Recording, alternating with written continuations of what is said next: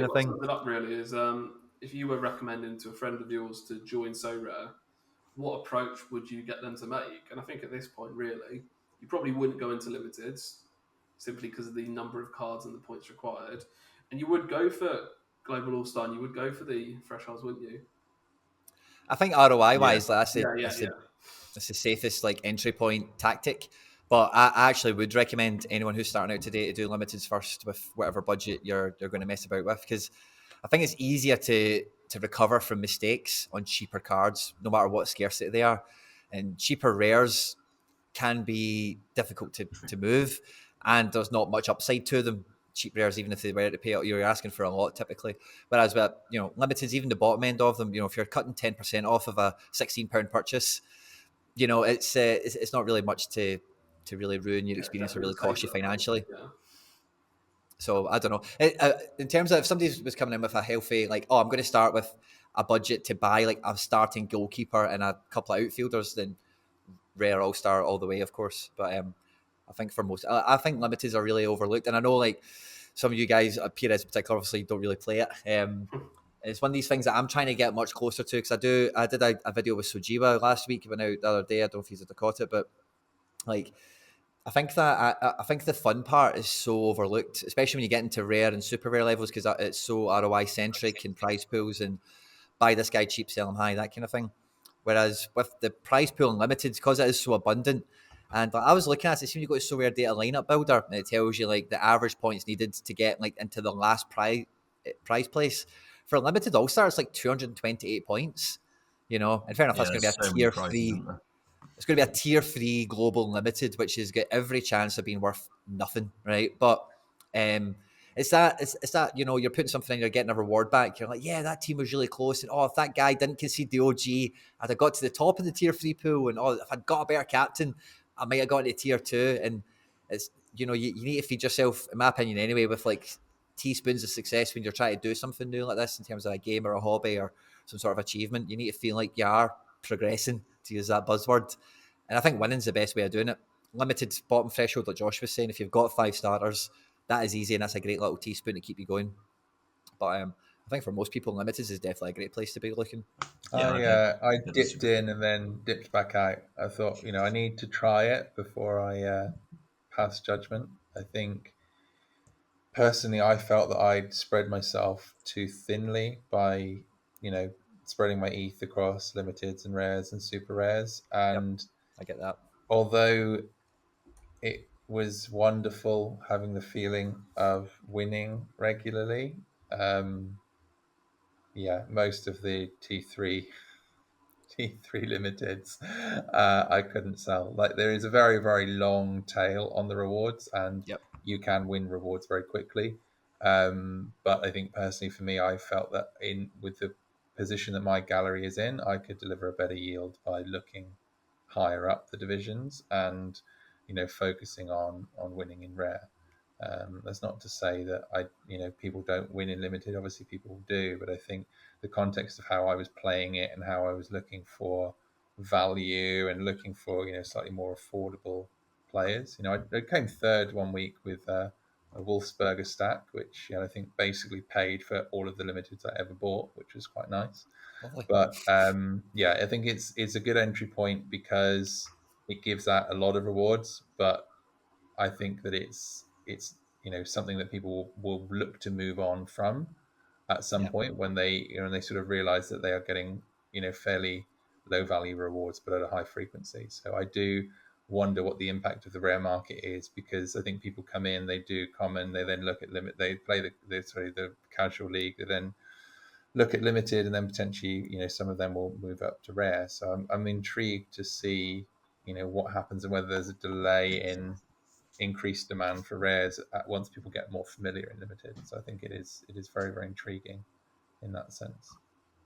Yeah, but again, just to last thing I'd kind of say on that, Perez, any of you guys want to come in on this as well, so feel free. But I think we'll accept when people are new. And again, like I'm the same as you, Techers. Like I found it first, like when I went and got limited, I was thinking, man, I could have just bought like two super rares, two really good super rares for this money, or whatever it might be. But I'm trying to, and again, the way I kind of imagined it in my head is like, it's really hard for me to properly get into enjoying limiteds the same way a brand new person would, because like the four of us, we've been swimming in the deep end in the Olympic swimming pool, you know, doing that for months and months. And then it's like somebody coming up to you and going, oh, by the way, see if you go into this pool and you put on these wings around your arms, it's amazing, by the way, you'll have lots of fun. You think, right, okay, cool. You put the wee arms on your rings, you jump in the pool, you're like, yeah, okay, this is sort of fun, but it's not for me. I'm past this. And then you go back to what you were, you know, it's that kind of, you know, I don't know if that's an apt analogy, but that's how it You kind of are. goes. That's how it kind of goes on in my head. It's like that's like the, you know, water wings. That's the training center. You know, if that makes sense. And to Mate, come back, you are gonna have some limited fanboys up in your Yeah, comments. you are going to be getting shit on your timeline. how? That's a good analogy. Come on, that's what it's like, you know. You, Because I don't know. you That's the way I feel. basically said that anyone playing limited is splashing about in the kiddie pool. Good luck. Uh, no, that's definitely a Techers quote. All right, come on, Perez. You need to just one up both of us and take all the heat on your own Twitter. It's Shaping really up, difficult for me composing to things. comment on limiteds because I've never once. Well, I haven't even considered playing them really. I was always of like the thought process like, why I don't know why I would buy them when I have like rares and super rares. I'd just rather put the budget towards just buying another rare or something like that. You know, like I could get a team of limiteds for one rare, but I'd rather just buy the rare and improve that rather than try and win some limiteds. So yeah, I don't have too much to offer on sort of limited strategy or what's better to do what. I think from my personal like thought process, I'm with Perez in that I would advise someone new coming in now to play All Star Rare and try and get as much like and maybe actually would I don't know if the person's primary intent is to try and use so rare to enjoy it but also like make money or yield, then that is definitely the thing to do. If their primary intent is to have fun, then yeah, probably playing limited is more fun than grinding thresholds. Yeah. I think it's quite interesting. That was a really valid point then about fun, because I've had a couple of close friends that have joined SoRare and they've messaged me and been like, oh, how would you do it? Like, I want to play, I want to play. And the first guy, I was like, I recommended him take the same approach as I do with regards to just finding value wherever it is. And he just got bored. Like, and it was to the point where I was messaging, being like, "Have you set your teams this weekend?" He's like, no, I forgot." I'm like, "Mate, come on, come on!" And it was just because he literally couldn't care less about watching the MLS or K League. Whereas another friend that came on was literally like, "No, mate, I'm all about the yield. Like, hit me up. Who's your K League tips? Because I'm there. I'm in it." So whereas the other friend is now playing limited with some La Liga cards because he has far more interest in sitting down at the weekend and watching a couple of La Liga games. So I think it really does, and that's such a valid point. Is how do you want to play the game? What do you want to get from it? Because if you're running on a smaller budget and just want to add a little bit of spice to watching Valencia or Betis or Barcelona games at the weekend, then you're going to be able to do that with limited. Whereas I think we all are slightly more mature in our gallery composition, and we are often looking at how can we win and how can we derive and return value, which I think you can do better in rare because of the points required in limited at the bottom end are nothing. The points required at limited at the top end are certainly not nothing. And also, for some baffling reason, they seem to have the same cooldown rules in limited as they do in rare, which rather crazy stat I saw today is that they've only awarded 11 Mbappe limited cards Ever? since they've been released, and I think they've auctioned like 253. So the cooldown mode is biting hard at the top of limited, and I think the moment that I actually decided to start selling out was when I was annoyed that I got Gravenbach. And I know this is going to make me sound like a right whingy bitch, but in the context of the pool for finishing third and like getting to the top of the star limited pool, Gravenbach was like maybe a third of the price of all of the other like Challenger limited. I mean, you So wouldn't get a stars that were Gravenberch, in would you? In a rare division, you wouldn't get a Gravenberch for third, would you? In, say, Division 4, Division 3. So it does seem a little bit weird, that. there. Yeah, it's one of those things. I just think all the other cards above him were on cooldown, so it was like it was a good card. Don't get me wrong. My Wolfsburger stack cost me like 0.06. So like with the ETH for third and Gravenberch, the return was ridiculous. But I was just like, that's not third. Where are all the other cards? And it just feels like the cooldown rules applying to it at the top end is like you have to now bash like 480 490 plus to get anywhere near the podium, and then you're relying on the sort of luck of the draw as to whether you get a good card on that. So my first game week disaster has happened. Before the game week locked, I had a coin flip whether to play Noah Okafor or Mohamed Kamara in my Challenge Europe lineup. I decided that I thought it was a better play to try and get Okafor because I thought Bayern might concede to Salzburg and he could be involved, and he has limped off injured after 10 minutes. So Oh mate, that is good fun. So Adamu's on. I imagine his price is going to go through the roof because he will definitely start on Saturday. And yeah, you can get him for about 0.3 at the minute, I think. So Techers almost took us nicely on there to, I guess, kind of one of the kind of origin reasons I wanted to get us all together was to talk about all the good stuff that we're going to be aiming for, you know. So I know, like Josh, you've already kind of alluded to it. I think you said you've got like 2 or 3 super rare teams going out. I know Perez loves a bit of D2 in his life, and I know Techers has been building up some super rares. So in terms of like from game week 248 and beyond, how frequent do you feel he'll be able to compete over the next couple of months? He's buzzing for going at the top end, or you think it's all about sucking into those pro divisions and trying to tap out the star rares? Yeah, I'm definitely prioritising the pro divisions for sure. And then yeah, so I've basically got stacks built for D2, and I'll just roll those every week regardless of what's happening, and then I'll prioritise the D2s with my more premium SR pieces. I think that should be the play for most managers, but I don't know. Maybe I'm wrong. I think it depends on fixtures for me, really, because I think what's next weekend 2-4. This one's 2-4-6 coming up. Yeah, I'm tempted to stick just my top end rares in Division 4 instead of just chucking them in D3, just in case we have another weekend like we just have. I'm doing that one to 23. Yeah, I mean, any of the big hitters have really good fixtures. I think the Ajax lads have a good fixture. Just looking at it now. Yeah, there's so many fixtures where it's like top 3 or 4 versus bottom 4 or 5. I think it's probably worth maybe having a punt in Division 4, but same as Josh, usually put your big hitters in Division 3, or should I say Rare Pro. I'm never gonna get used to that. No, me neither. It's all fun. Yeah, it's just Rare Pro I've managed to incorporate mostly into my vocabulary, but it's the super rare division. It's still just D2 in my head. I can't get by that. Your Rare Pro I've just about assimilated, but yeah, D2 is still the last one to go. Well, I'm going to be going for Special Weekly after seeing some of the prizes they gave out last week. Yeah, my goodness, those Ruben under 23 super rares that came out as T2s. I'm like, not jealous at all, promise. I actually couldn't believe that. Like Andres Dreyer was given out super. He's got scored a hat trick on his debut. Like he's only got 6 months U23 utility left for us. It's still like 0.8 to 1. Oh god, yeah.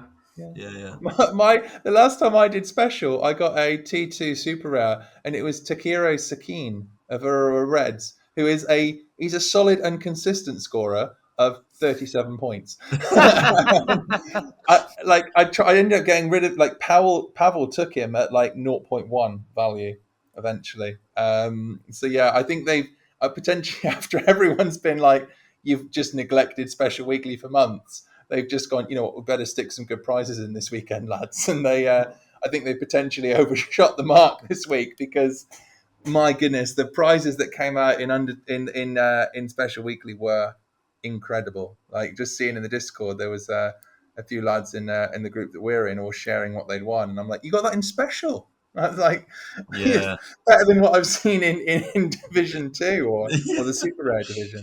Yeah, I'm looking at the price pool now. The tier 2s are generous, aren't they? Your boy at Salzburg's in there, Capaldo, whoever his name is. Yeah, I've got one of those. That would be really nice, picking one of them up. Yeah, it was Roctopus in your chat text when a João Neves from Alianaspor or something like that. Yeah. And someone traded an Otavio for his super rare like last week, so that's like Yeah. 0.8 good- basically. Yeah, well, he messaged me actually earlier. He said he's ended up getting an offer in for that. But then a couple of the other lads in the group, one of them won Drea, and the other one won Kitiashvili. Wow, Nice. yeah, nice. Baco. No, sorry, I'm getting what's the name? The Rubin, the Georgian winger that plays for Rubin. Oh, Have I Yeah, got got his the name pronounce wrong? his name. Yeah. Yeah, Kovicilla, that's it. Yeah, that guy. yeah. Yeah. I'm getting mixed up. Kitiashvili's the midfielder at Graz who is Yes, injured. he is. Yeah. But yeah, Anyway, mega prizes for Special Weekly, and the pool and the figures for Special Weekly look quite good again this weekend. So I actually ended up going in. I've not looked at it for months, but last week I played, and then this week I've actually put what I think is a fairly decent team in as well. So I think I'm going to put a decent team in this week as well. Just looking Well, at it. I was hoping. I thought this weekend they might do J League, which kind of made sense, but they've rolled back to the classic L5 under 40. So I've got a get full behind river that. stack plus Giacomakis going into that, or maybe Furuhashi if he's back. But yeah, that I don't think I'm going to be able to change it because now the game week's finished. The river scores will update and they won't be below 40 L5 anymore. I don't think. oh, that's stupid. I really that really bugs me that happens. Yeah, I know I had to get it in early. you're playing what's in front of you, Forthy, but yeah, I find it mad that happens every time. Yeah, It's definitely frustrating because It's I'm looking at L2 it to now 6 under 40. yeah, because exactly. I'm tempted to play it because All Black's coming in the value under 40. And he's got Osasuna away in the next match, so that's a good game for All Black maybe. But if that updates because he scored a 52 tonight, oh no, his I scores won't are so update. shit. Yeah, you'll be all right this week. He got a 6 2 games ago and a 16 in the last match, so I think he'll be all right. In fact, Yeah. I've got Carlos Acevedo, who kept his first clean sheet of the season oh, is he back last fit? night. So. Huh? He was out injured for a while. I didn't know he was back. Or Yeah. He's been playing all season. Not that you'd know it from his scores, but last night he kept a clean sheet against Montreal with a little bit of help from VAR. So thank you very much. Salzburg 1-0, lads. It's a great goal. No way. Yeah. Who scored? Almost. Adamu off the bench. His price is going to go wild. I Was anticipate. it actually Adamu? Yeah. Yeah, I think it'd be 0.5 by the end of the night. I don't It certainly will be if all four of us buy him. know. Yeah. I just saw my limited Adamu. Not that you will care about that, of course, but I'm trying not to DEGEN with my my ETH balance today. oh man, I've had a ETH balance of over 3 for the last like 6 weeks, and I've been doing a lot of buying and selling, and it's been really hard to keep my hands on all of it as much as I have. And I've been buying I've been buying lots of stuff, as you'll know as well. You know, uniques and shit. You saving it for Yeah. a new league that might be arriving any week now. I don't think it's as close as you all think. Just going back to Junior Adamu, a bottle boy's obviously watching the match because he's just gone and slammed 2 ETH on the super rare that was listed on the market. No, has he? Yeah, straight in. I was looking at that and I was like, oh, that would be nice to pick up. I'll maybe try and see if I can get that at a bit of a snip price. Yeah. No, Not a he's bottle of bar on the scene. straight in at 2. Wow. Yeah, the rare floor is 0.45. I would be surprised if that's still there come the end of the match. The thing that's always put me off Adamu is it seems like, and I know Ademi's about to get sold, or Ademi, but there is like rotation with their forwards. It's not as if they're locked on, it's going to be Adamu and Ademi every game, or it's going to be Sesko. There's somebody else. I think there's like Okafor. There's Koita who's coming back as well. And Koita. Yeah, there's like 5 of them. I've been sitting on his super rare for the best part of like 5 months waiting. Yeah, I remember you getting them. It was like 1.2 you paid or something, wasn't Yeah, it? something like that. And we've just been waiting and waiting and waiting. He should be back. When he's fit, he should be one of the first names on the team sheet because he is. Sesko's great, but he's not exactly consistent. Whereas Koita's, I think he had a decisive per minute record that was better than Haaland's. Yep. Which is pretty crazy. But no, they've got quite a few options there. You'll have to see how that one plays out. That's the one. That's what always put me off Salzburg. But I got the limiteds. Like I got Adamu and Sesko just because they were the cheapest. That was the only thing. Was just get the cheapest two, and then if they don't play, they don't play. But other than that Christensen's a great buy. I think I like him. I know he's not always great, but he's definitely a good player to be following. I think he's got a future by Salzburg, is part of my point of that as well. Yeah, he won't be there in the summer. But I think what brought us on to that point was where, who was it that said about keeping an ETH balance? Because that's what brought me onto that big tangent. Who was it that said that? Was it Perez or Me, Josh? I Was it you? really struggle with it. Yeah, I can't do it very well either. I've also found it very difficult to keep an ETH balance over the last couple of months, despite buying new cards and all the rest of it, because, you know, anticipating some new stuff to happen in the coming weeks and months. Who knows? But yeah, when you guys are struggling to keep a hold of your ETH balance, is it because the guys that you have already targeted and then you're finding them on the market coming up at attractive prices, or are you finding guys and you're thinking, that price actually seems worth investigating, and then you almost go and justify a purchase? What's kind of happening with you guys in that situation? There's just so many players I want to buy, Quinny, to be honest. Just greed. I want them all. Yeah, I just have ETH there, and I'm like, oh, actually, I would quite like this, or I'd quite like this. So yeah, I just really struggle with just wanting too many cards, and I do need to like try and prioritize. And also, I think like I don't think I'm great at like buy-in times. I think that's one of the things I did well when I bought my Salzburg stack is I identified that they were undervalued compared to what they would be when Austria returned in like 10 days or something, and just bought them all. But I think a lot of the time I like get ETH together and I've got an ETH balance, and I'm like, right, I want this player, and this player, and then go and buy them all in like within half an hour of each other, instead of like trying to wait for an opportune moment to pick one up over the next couple of days or something. So yeah, I sort of have pre-convened targets of who I want to buy, and then just buy them all as quickly as possible. Is essentially my issue. Yeah, I do the same thing, to be honest. Like, I always have a list of players that I would buy. Like, if I were to sell an under 23 midfielder, for example, who would be my replacements be? So I've got quite a long list of players that I'd move on if ever I sold. And I don't actively trade, to be honest. I sort of, tend to either sell rewards I don't want, or, wait for someone to make me a decent offer that I can't refuse. So when that comes in, I always tend to have, oh, okay, brilliant. Well, if this, then that. And then normally I will be straight on the market and looking at seeing. And I think it's all because I very much focus on playing teams. I don't tend to buy many cards to hold long term. It's more all for me about how many competitive lineups can I get out. And, sometimes I'll see, I've made some sales today, and I'm straight away looking at the weekend going, oh, okay, well, hang on a minute. Like, which of these teams, should I be upgrading? Should I be improving? Fair enough. Yeah, it's a lot simpler for me. It's not a case of keeping an ETH balance. It's just keeping my gallery as one piece and not chopping and changing every week, as Josh and Tekken's can probably vouch for. There's very rarely a week where there isn't a player that's in or out the door. Well, you've held Mbappe for quite a long time now. What's that? Yeah, you've 2 had it weeks? a long time, mate. Yeah, it's big for you. No, I was going through my sheet the other day and I was looking at kind of who was the longest term player in the gallery. And I think it was like Joey Veerman, but it was from like, I don't know, 5 or 6 months ago, which is quite damning. Wow.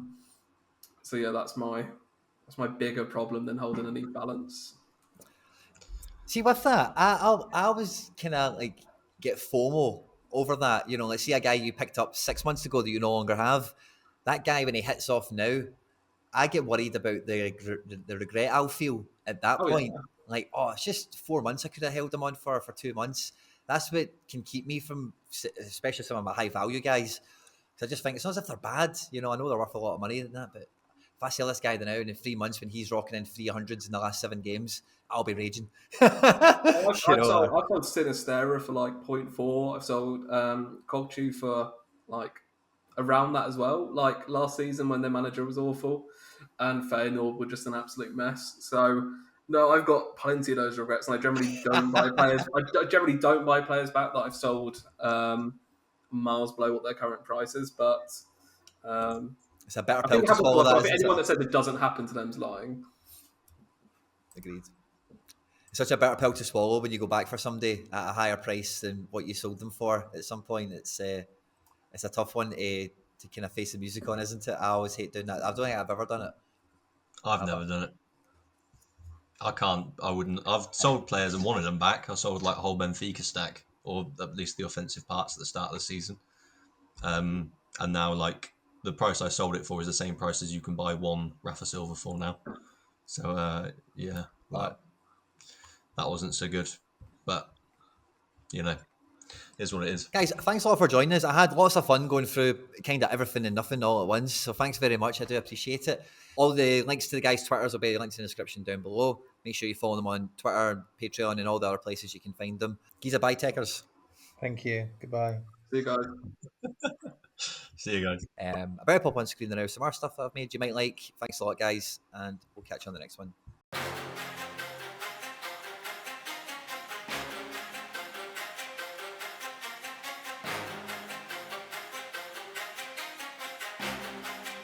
It's the time.